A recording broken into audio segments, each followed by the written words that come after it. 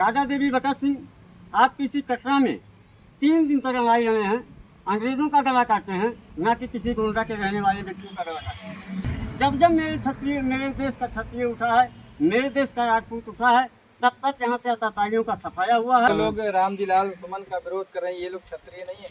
नहीं, मैं ये नहीं कहता हूँ क्षत्रिय नहीं, लेकिन वो सच्चे क्षत्रिय नहीं है। वो आंतरिक गृह युद्ध करवा रहे हो, किसी पार्टी किसी राजनीतिक व्यक्ति के साथ अपने आप को क्षत्रिय बता रहे हैं। बाकी अगर वो क्षत्रिय होते, वहीं राजा सूर्यमल की जब तलवार उठी थी तो अंग्रेजों का सर कलम हुआ था, ना कि आगरा और वहाँ के फतेहपुर के लोगों का हुआ। नमस्कार, आदाब, मैं हूं रेहान और आप देख रहे हैं TNC live TV news channel. इस वक्त मैं मौजूद हूं गोंडा जिले के गौरा विधानसभा क्षेत्र के खोड़ारे बाजार में। जी हां, हमारे साथ में मौजूद हैं पूर्व जिला पंचायत अध्यक्ष मोहन लाल यादव जी, जो कल सपा सांसद रामजी लाल सुमन पर हुए हमले से काफ़ी आक्रोशित हैं। इस तरीके से रामजी लाल पर हमला हुआ है और वहां पर कुछ ही दूरी पर पुलिस भी मौजूद थी। आइए हम जानते हैं कि उस पर ये क्या कहना चाहते हैं। कल की घटना नहीं है, एक विचित्र घटना है, एक सुनियोजित घटना है। एक उच्च सदन के सदस्य, राज्यसभा मेंबर, सांसद, जिनके ऊपर अभी कुछ दिन पहले प्राणघातक हमले हुए, नंगी तलवारें लहराई गई, प्रशासन मूक दर्शक बना रहा, आज तक उनके ऊपर FIR नहीं हुई। इस कारण कोई कार्रवाई न होने के कारण उनका हौसला बढ़ा। कहीं ना कहीं प्रशासन का, सरकार का, शासन का वर्चस्व ये कह लीजिए कि उनको सह प्राप्त, इसलिए उनका मनोबल बढ़ा। अगर ये प्रशासन, अभी आप देखे होंगे, तलवार से एक व्यक्ति केक काटता सम्राट के जन्मदिन पे, उसके ऊपर तुरंत कार्रवाई हो जाती है।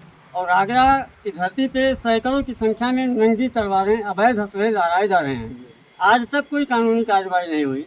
शायद एक भी उपद्रवियों के खिलाफ कानूनी कार्रवाई हो गई होती तो जिस तरीके से कल जो रामजी लाल सुमन जी पर जो हमला हुआ अलीगढ़ में, टायर फेंका गया, पुलिस का कहना है, अलीगढ़ पुलिस का कहना है कि उन जितने भी लोग उसमें शामिल थे सुसंगत धाराओं में, गंभीर धाराओं में मुकदमा दर्ज किया गया है और रामजी लाल सुमन जो कि सांसद जी हैं, उनको सकुशल वहाँ से बिना किसी क्षति के वहाँ से सकुशल वहाँ से पहुँचाया गया है। हम तो सीधा आपके चैनल के माध्यम से कहना चाहेंगे कि जो भी कार्रवाई हुई वो अभूतपूर्व है। अगर कार्रवाई होनी थी तो पुलिस प्रशासन को चंद दूरी पे ये हज़ारों की संख्या में टायर कैसे वहाँ उपलब्ध कराई गए, एकाएक तो आ नहीं गए होंगे, उसको लाने में समय लगा होगा। सुनियोजित तरीके से मार्ग के रखने के लिए एक योजना बनाई गई होगी कि यहाँ से हमला करेंगे, यहाँ रखेंगे, ईंट पत्थर ला करके रखे गए। टायर से तो कोई हमला करता नहीं है, तो हो सकता है पुलिस कंफ्यूज हो गई हो। चलिए मान लेते हैं कि टायर से कोई हमला नहीं होता है, लेकिन अगर वहाँ कोई पंचर बनाने की दुकान भी नहीं है और एक बैग टायर रखा जाता हो तो 50 की संख्या में लोग इकट्ठा होते हैं, इतना तो फर्ज बनता है ये प्रशासन का कि भाई इतनी भीड़ क्यों है और ये लाया क्यों जा रहा है। दूसरी चीज़, हम टायर से तो अलग कर देते हैं, लेकिन बाकी जो ईंट और पत्थर चले नहीं थे, लाए गए प्रशासन का। पुलिस ने मुकदमा भी दर्ज कर लिया है और गिरफ्तारी के लिए पुलिस का कहना था कि दबिश दी जा रही है। आगे आप लोग क्या चाहते हैं? सबसे बड़ा सवाल तो ये है कि एक सांसद जब निकलता है तो संबंधित थाने की पुलिस स्क्वाड करती है, वो अपना पैसा क्रॉस करवाती है। पुलिस चौकी के चंद दूरी पे हुआ, प्रशासन कहाँ, और इतने समय में जब गाड़ियाँ आपस में टकराती हैं तब तक कुछ नहीं। और सोचने वाली बात तो ये है, एक हास्यास्पद बात हुई कि अगर शासन का और सरकार का सह नहीं प्राप्त था तो जो पुलिस अधिकारियों के ऊपर कार्रवाई की गई, मैं उससे संतुष्ट इसलिए नहीं हूँ। वहाँ पे जो पुलिस कर्मचारी अधिकारी थे उनको निलंबित भी कर दिया गया। निलंबित करना एक अलग चीज़ का विषय। अगर वही चीज़ अगर वो अपने कर्मचारियों को पहले आगाह की होती, ना एक घटना घटी होती, ना पुलिसकर्मियों को निलंबित होना पड़ता। एक तो साथ देकर के आप घटना करवा रहे हो, दूसरे उसी पुलिस कर्मचारियों को बना के आप निलंबित कर रहे हो, ये चीज़ हो गई। दूसरी सबसे बड़ी चीज़ ये होती है कि जो उपद्रवी थे CCTV में भी दिख रहा है और उसके बाद तमाम मीडिया चैनल दिखाई दे रहे हैं, स्पष्ट चेहरे दिखाई दे रहे हैं, ज़्यादा भीड़ भी नहीं है, ज़्यादा से ज़्यादा 15 से 20 की संख्या दिखाई दे रही है।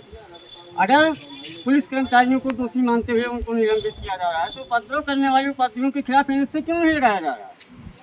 एक राज्यसभा सांसद के ऊपर हमला होता है, उनके खिलाफ गंभीर मुकदमा कब लादा जाएगा, उनके खिलाफ कार्रवाई कब होगी? पुलिस तो कह रही है कि गंभीर धाराओं में मुकदमा दर्ज किया गया है। लेकिन किसके ऊपर दर्ज किया गया है? एक नाम तो बताएं। हो जिन लोगों ने हमला किया था, जिन लोगों ने हमला किया उनमें से 2-4 नाम तो किसी मीडिया चैनल पे आप हमको दिखा, किस पे हुआ? राजधानी से कोई नहीं हुआ, गिरफ्तारी क्यों नहीं हुई अब तक?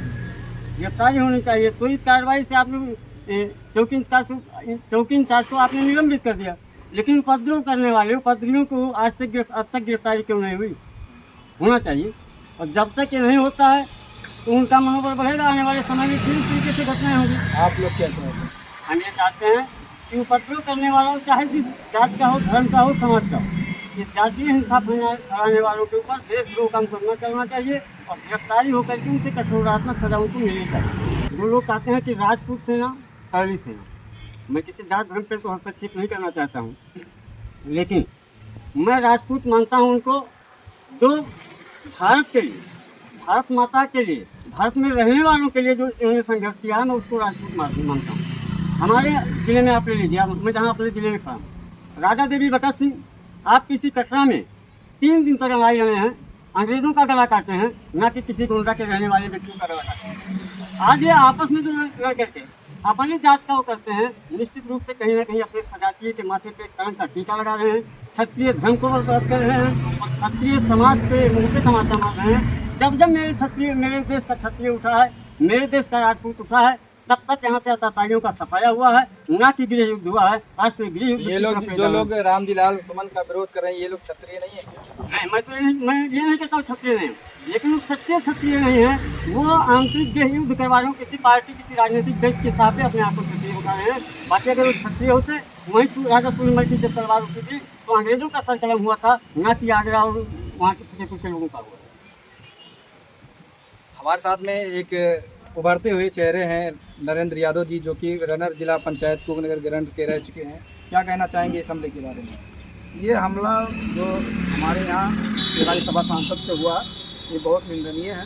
बहुत घटना हम तो कह सकते हैं कि ये सरकार के तय पे सरकार के ही गुंडे थे, क्योंकि अगर सरकार का तय ना प्राप्त होता तो आप देख रहे हैं जगह जगह पे सरकार कहती है, अपने आप को बहुत कम भरती है कि हम आतंकवादी मैंने क्या कहते हैं आतंकवादियों के खिलाफ या जो गुंडे हैं उनके खिलाफ बहुत कड़ी कार्रवाई करते हैं।